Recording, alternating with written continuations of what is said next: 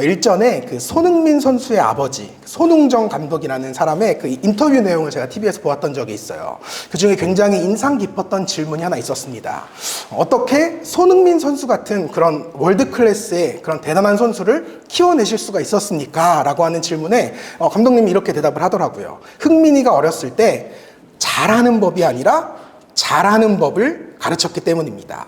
그러니까 잘하는 방법이 아니라 자라나는 방법을 가르쳤다, 이렇게 이야기하더라고요. 그러면서 무슨 말을 하냐면, 선수들이 아직 어렸을 때는 무언가를 이렇게 잘하는 것보다는 계속해서 자라나는 게 더 중요하다는 거예요. 나중을 위해서 한창 몸을 만들어야 될 시기이고, 그렇기 때문에 특별히 킥과 드리블 같은 그런 기본기를 연습해야 될 시기인데, 이때 자꾸만 어른들이 이렇게 성과를 내라, 골을 넣어라, 시합에서 이겨라, 이런 성과를 자꾸 강요하다 보니까 아이들이 정작 그 프로까지 가기 전에 몸이 다 망가지는 것이다, 이렇게 이야기한 것이 굉장히 기억에 남습니다. 그러면서 하시는 말씀이 뭐냐 하면, 축구 선수에게 있어서 정말 중요한 것은 순간의 자람, 그 순간 자라는 것이 아니라 점점점 자라나는 것이다, 이런 이야기를 했던 게 인상이 깊습니다. 제가 이 이야기를 들으면서요, 어쩌면 우리의 신앙도 이와 똑같겠다, 이런 생각이 들었어요. 우리는 신앙생활도, 또 교회 안에서 행하는 교회 생활도 잘하는 것에 굉장히 관심이 많아요. 그래서 늘 대단한 열정으로 모든 교회 일에 참여하기 시작합니다. 그러다가 결국은 스스로 지쳐서 이렇게 나가 떨어지는 경우가 우리 주변에 굉장히 비일비재합니다. 우리가 이것을 결코 건강한 신앙생활이다라고 이야기하지 않습니다. 여러분, 정말 좋은 신앙생활이란, 건강한 신앙생활이란 순간의 반짝임이 아니라 점진적인 성장입니다. 성경은 온전한 성도의 모습에 대해서 기록하기를 어떻게 기록하느냐? 무언가를 잘해야 성도가 온전한 것이 아니다. 그러면서 이야기하는 것은 도리어 우리의 신앙이 계속해서 자라나서 결국에는 예수 그리스도의 장성한 분량에 이르게 되는 것, 이것을 성도의 온전함이다 라고 기록하고 있어요. 우리가 함께 읽은 본문 말씀도 이 내용을 고스란히 담고 있는 그런 내용의 말씀입니다. 하나님의 은혜로 이집트로부터 해방된 이스라엘 백성들이요, 약속의 땅인 가나안으로 가기 위해서 무려 40년간 광야길을 걸어가기 시작합니다. 아마도 그들은 끝이 없는 광야길을 계속해서 걸어가면서 늘 이런 생각을 하지 않았을까요? 내가 지금 제대로 가고 있는 게 맞나? 저 모래산 분명히 어제도 본 것 같은데, 이 선인장도 분명히 어제 본 것 같은데, 지금 이렇게 걸어가면 진짜 가나안이 나오는 게 맞나? 내가 지금 잘하고 있는 게 맞나? 이런 생각이 계속 들었을 것 같아요. 그러나 중요한 사실은 그들이 이러한 두려움과 불안감 속에서 광야길을 걷고 있었다 할지라도, 그럼에도 불구하고 그들은 오늘도 약속의 땅을 향해서 한 걸음 한 걸음 더 나아가고 있었다는 것입니다. 그러니까 잘하고 있는지는 모르겠지만 잘하고 있었던 것, 잘 가고 있는지는 모르겠지만 그럼에도 오늘도 가나안을 향해 나아가고 있었던 것, 이것이 바로 하나님 보시기에 온전한 그러한 이스라엘의 광야 생활이었다는 거예요. 그렇다면 그들은 어떻게 이러한 불안함 속에서도 매 순간 용기 있는 한 걸음을 내디딜 수 있었는가? 성경은 그 이유를 그들이 구름과 함께하는 삶을 살았기 때문이다 라고 우리에게 정의 내리고 있습니다. 그들은 구름이 이동하면 함께 이동했고요, 구름이 멈추면 함께 멈추었습니다. 어찌 보면 굉장히 단순하고 쉬워 보이는 인생이죠. 하나님이 이끄시는 대로 그저 순종하고 믿고 따르면 되는 인생입니다. 하지만 우리가 반대로 생각을 해보면 이것이 사실은 굉장히 답답한 삶이 아니었을까, 이런 생각이 들더라고요. 분명 내 생각에 조금만 더 걸어가면 시원한 오아시스가 나올 것 같아요. 딱 느낌이 와요. 근데 하나님이 거기에서 딱 멈추시는 거예요. 반대로 지금 여기 딱 좋은 것 같아요. 적당히 그늘도 있고 안전해 보이기도 하고 여기 머무르면 딱 좋을 것 같은데 하나님은 지나쳐서 그냥 걸어가게 하시는 거예요. 여러분, 이것이 과연 쉬운 인생이었을까요? 저는 이 말씀을 묵상할 때마다 늘 이런 상상을 해봅니다. 만약 누군가 어떤 사람이 구름 기둥이 멈췄음에도 불구하고 하나님 몰래 살짝 나가보는 거예요. 어땠을까요? 분명 조금만 더 가면 시원한 오아시스가 있을 것 같아서 나갔겠죠. 자신 있게 걸어가 보지만 그는 분명히 그때마다 오아시스는커녕 개울가도 만나지 못했을 겁니다. 그 이유는 그곳이 광야이기 때문입니다. 광야. 내 생각과는 달리 전혀 아무것도 예측할 수 없는 곳, 한 치 앞도 분별할 수 없는 곳, 그곳이 바로 광야라고 하는 공간이기 때문이라는 거예요. 그렇게 고생하면서 돌아와서 그때 비로소 이 사람이 깨닫는 거죠. 하나님이 멈추시는 데는 다 이유가 있구나. 하나님이 가라고 하시는 데는 분명한 이유가 있는 거구나. 내가 맞는 것 같아도, 내가 옳은 것 같아도 결국은 하나님이 더 옳으시구나. 선하신 하나님께서 언제나 가장 좋은 때, 가장 좋은 길로 내 삶을 인도해 가시는구나. 이것을 깨닫게 되는 것.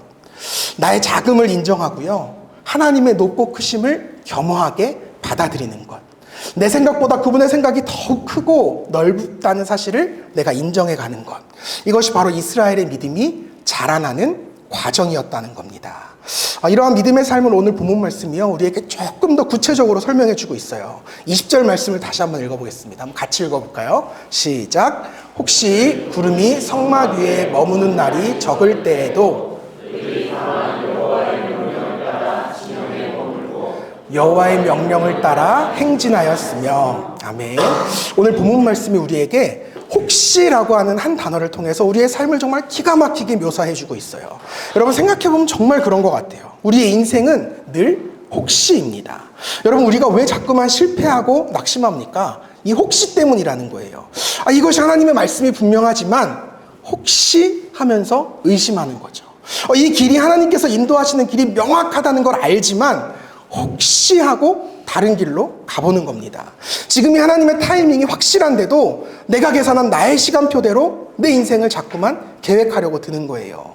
성경을 보게 되면 구름이 성막 위에 머무는 날이 적었다라고 증거하고 있어요. 이게 무슨 말이냐면 지금 쉬지 못하고 그들이 계속해서 이동을 해야 된다라는 말이에요.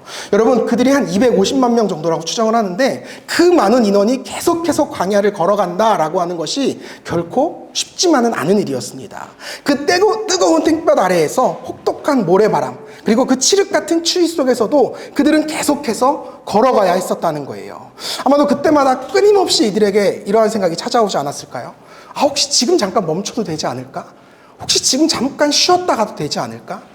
이제 그 수십 년간 내가 광야를 걸어보니까 이제는 광야를 좀 알겠는 거예요. 주변을 둘러보니까 지금 그늘도 있고 안전해 보이기도 하고 여기라면 잠깐 쉬어도 될 것 같다는 생각이 드는 거예요. 지금 잠깐 멈춘다고 내 인생이라는 이 광야 여정이 크게 문제가 생길 것 같지는 않더라는 거죠. 바로 이 혹시라고 하는 시험이 우리의 삶에 불쑥 찾아온다는 겁니다. 그런데 놀랍게도 성경이 그들의 이러한 모든 생각들을 이 한마디로 일축시키고 있어요. 20절 후반부 말씀 같이 읽겠습니다. 시작. 그들이 다만 여호와의 명령을 따라 진영에 머물고 여호와의 명령을 따라 행진하였으며. 아멘. 다만. 여러분 이 바로 다만이라고 하는 한 단어를 통해서 성경이 지금 이스라엘의 인생을 완전히 반전시키고 있는 거예요.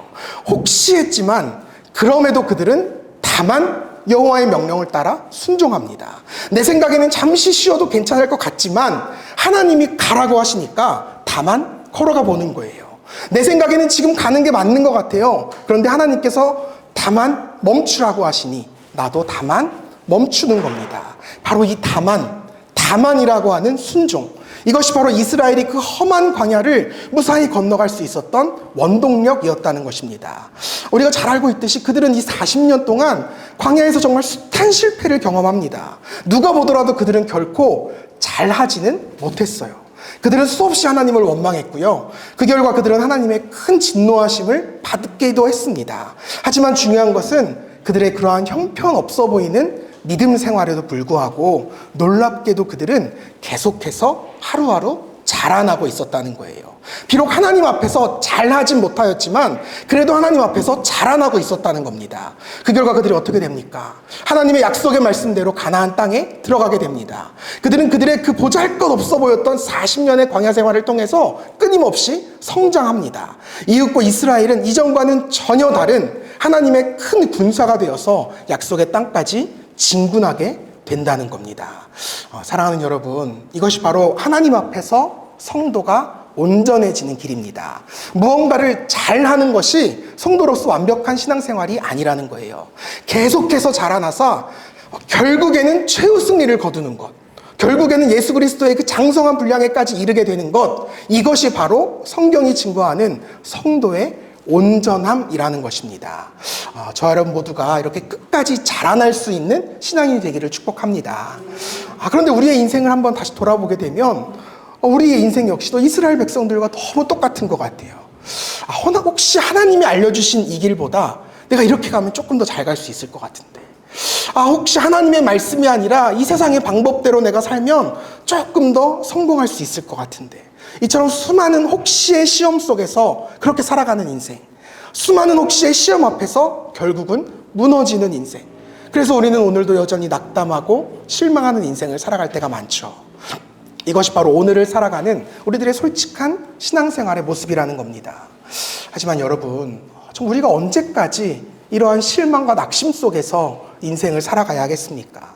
우리가 언제까지 하나님 앞에 부끄러운 인생을 늘 살아가야 하겠습니까? 성경은 우리에게 분명하게 도전합니다. 이제는 그 실망 가득한 우리의 인생에 다만이라고 하는 한 단어를 넣으라고 도전하고 있어요. 혹시가 아닌 다만의 인생을 살아보라는 겁니다. 혹시라고 하는 인생 속에서 다만이라는 결정을 내리는 것.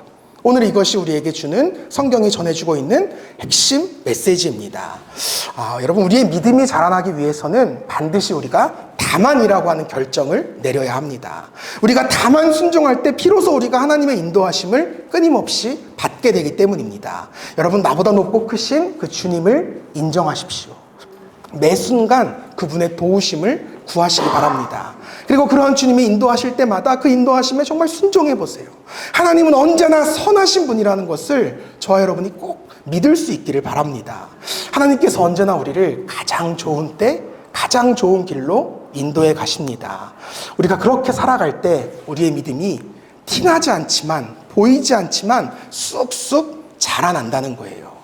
결국 하나님의 군대가 되어서 이스라엘을 점령했던 그 이스라엘과 같이 우리 역시도 그리스도의 군사가 되어서 세상을 능히 승리하는 그리스도의 놀라운 백성이 될 줄로 믿습니다. 말씀을 맺는데요, 저는 이 이야기를 우리 교회에도 그대로 한번 적용해 보고 싶었어요. 우리 교회에도 이 이야기를 그대로 적용하고 싶었습니다.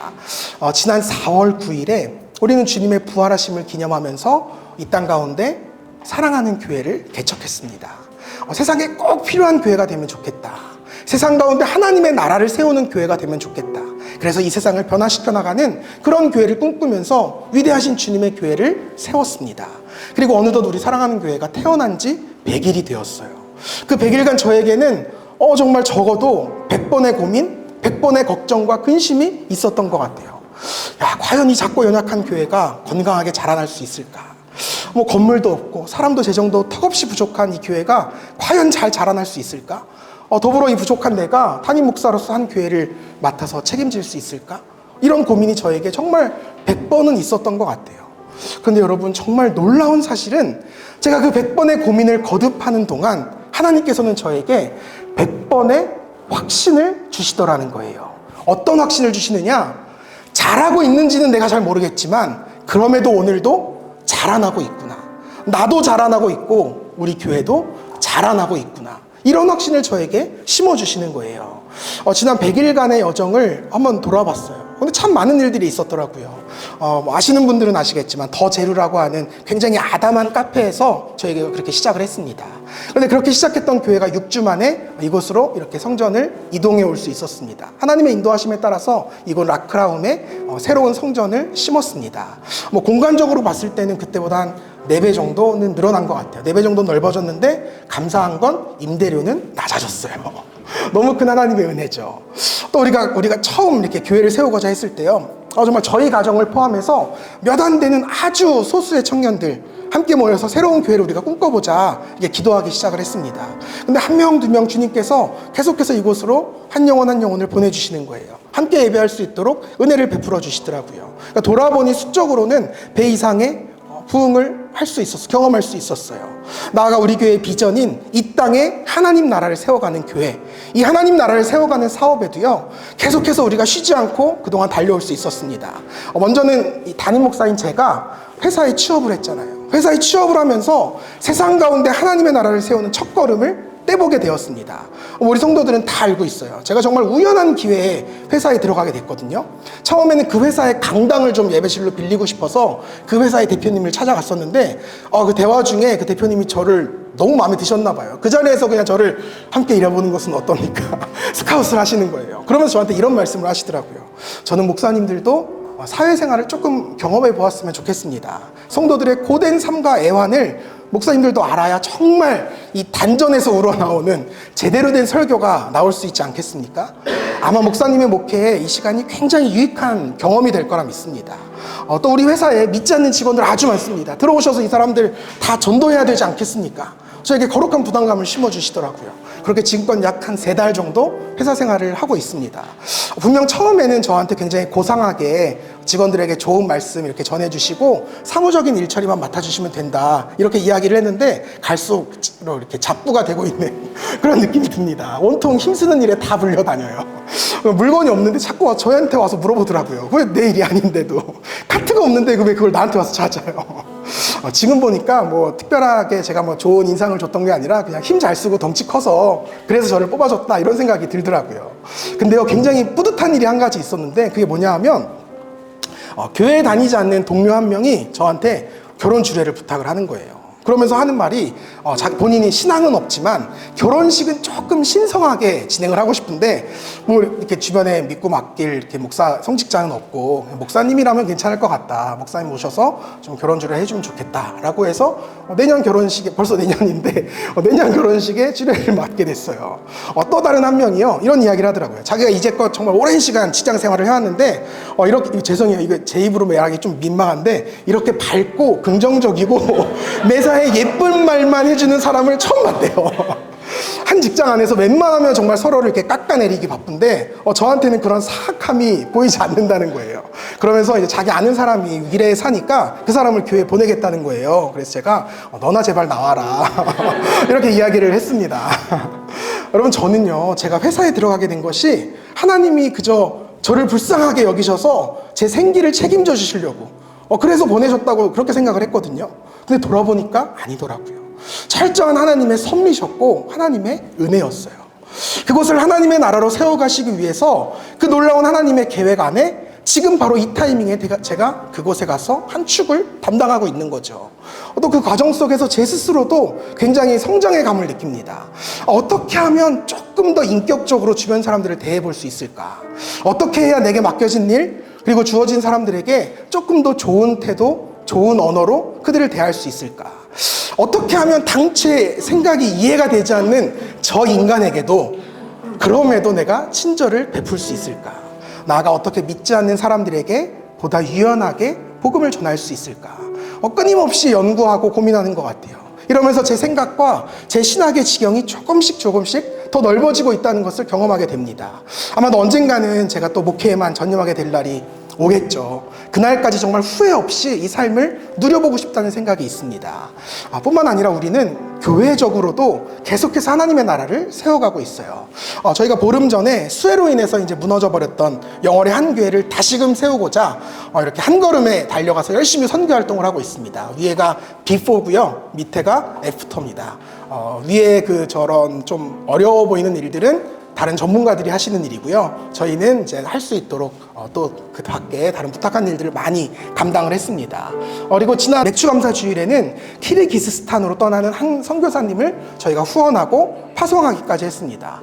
저는 사실 이런 선교 활동이 빨라야 한 내년쯤에나 가능하겠지 이런 생각을 했습니다. 그런데 놀랍게도 100일도 채 안 된 이런 작고 연약한 교회를 통해서 하나님은 선교사 한 가정을 파송하셨고 나아가 한 교회를 다시금 세우는데 쓰임받을 수 있도록 그렇게 저희를 인도해 가셨습니다. 저는 이 사실이 지금도 믿기지가 않아요. 여러분, 여기서 끝이 아니에요. 요즘 우리 교회에 정말 얼마나 많은 사람들이 큰 관심을 가지고 있는지 모릅니다.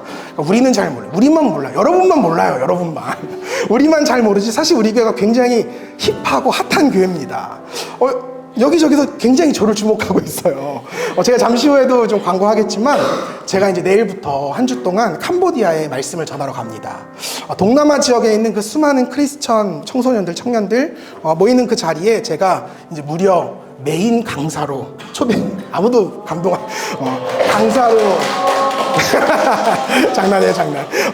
부르심을 받았어요. 근데 이제 지난 강사분들의 그 라인업들을 보니까 사실은 제가 낄 수 있는 군번의 그런 캠프가 아니더라고요. 한국교회 정말 여러분들 이름만 대면 모르실 것 같아서 얘기 안 드릴게요.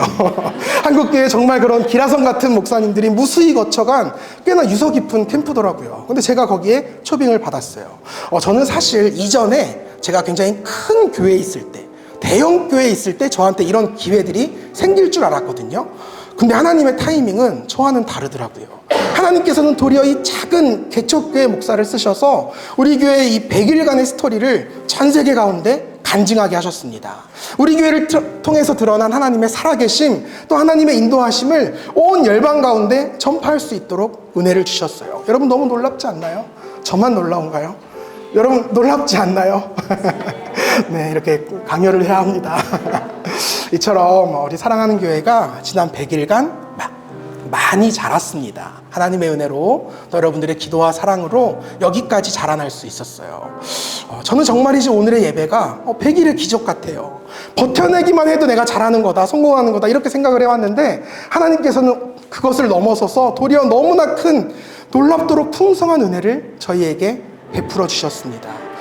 잘하고 있는지는 모르겠어요. 하지만 자라나고 있다는 확신을 저에게 심어주셨습니다. 저는 이 모든 것이 숱한 혹시의 상황 속에서 끝까지 다만의 믿음을 지켜냈던 우리 헌신에 대한 하나님의 상급이라고 믿습니다. 여러분 저라고 그동안 이 혹시의 두려움이 없었겠습니까? 내가 혹시 그때 이렇게 했다면 어땠을까? 내가 혹시 그때 그 사람을 만났다면 어땠을까? 혹시 내가 그때 이런 방법을 취했다면 어땠을까? 매 순간이 혹시의 상황 속에서 정말 홀로 꿍꿍대던 시간들이 저라고 왜 없었겠습니까? 이 100일이라고 하는 시간 동안 적어도 100번이라고 하는 고민과 번민을 거듭하지 않았을까요? 하지만 그때마다 저와 저희 교회가 선택했던 길은 다만이었습니다. 하나님의 말씀에 다만 순종해보는 것. 하나님께서 이 작은 카페에 교회를 세우라 하셨으니 다만 순종해보는 것. 정확히 6주 후에 이곳으로 이전하라고 하셨으니 다만 순종해보는 것. 하나님께서 이제는 교회 담장을 넘어서 세상에서도 일해보라고 하셨으니 다만 순종해보는 것. 하나님께서 너희는 건물을 세우는 대신에 그 재정으로 주변의 어려운 이웃들을 도우라고 명하셨으니까 힘겨워도 다만 순종해보는 것. 불편해도 순종해보는 것. 하나님께서 한 교회를 도우라 명하셨으니 다만 순종해보는 것. 하나님께서 선교사 한 가정을 파송하라고 하셨으니 버겁지만 그래도 한번 순종해보는 것. 우리 지난 100일을 돌아보니 그 안에는 100번의 고민이 있었고 그에 따른 우리의 100번의 순종이 담겨 있었습니다. 이 100번의 순종 끝에 하나님은 우리에게 100번의 확신을 허락해 주셨어요. 그 확신으로 우리가 이만큼 자라왔고요. 여전히 오늘도 우리는 계속해서 부흥하고 성장하고 있음을 믿습니다. 저는 우리 교회가 계속해서 이렇게 자라날 수 있기를 바라요. 앞으로도 우리에게 100번, 1000번의 고민이 찾아오겠죠. 걱정, 근심이 찾아오겠죠. 하지만 그 가운데 100번, 1000번 아니 10,000번의 순종을 올려드릴 수 있는 그런 우리가 될 수 있기를 바랍니다. 아마도 이 다음 파티는 1주년이 되지 않을까요? 그때는 또 우리가 얼마나 부흥해 있을까요? 얼마나 정말 놀라운 은혜를 경험하고 있을까요? 얼마나 우리 가운데 많은 간증들이 넘치게 될까요? 저는 너무나 기대가 됩니다. 여러분도 기대되시죠? 여러분도 기대되시죠? 네. 그날을 위해서 여러분 정말 함께 기도해 주시고 마음 모아 주시고 함께 성장해 주시기를 간절히 부탁드립니다. 마지막으로 정말 이 교회와 여러분 한 사람 한 사람을 위해서 축복하면서 이 말씀을 맺으려고 합니다. 이 교회가 훗날 여러분 하나님 앞에서 저와 여러분이 하나님의 큰 상급이 될 수 있기를 바랍니다. 빛나는 의의 면류관이 될 수 있기를 바랍니다. 그렇게 되리라 확신합니다. 이 교회를 함께 세우고 이 교회를 함께 축복하고 이 교회를 위해서 내가 함께 기도하고 이 교회를 통해서 함께 쓰임받았다는 그 사실 때문에 저와 여러분의 인생이 하나님 앞에서 놀랍도록 인정받고 칭찬받는 그런 인생이 될 수 있기를 주님의 이름으로 축복합니다. 정말 우리 모두가 하나님 앞에서 그러한 가치 있고 위대한 인생으로 일평생 쓰임받을 수 있기를 주님의 이름으로 축복합니다.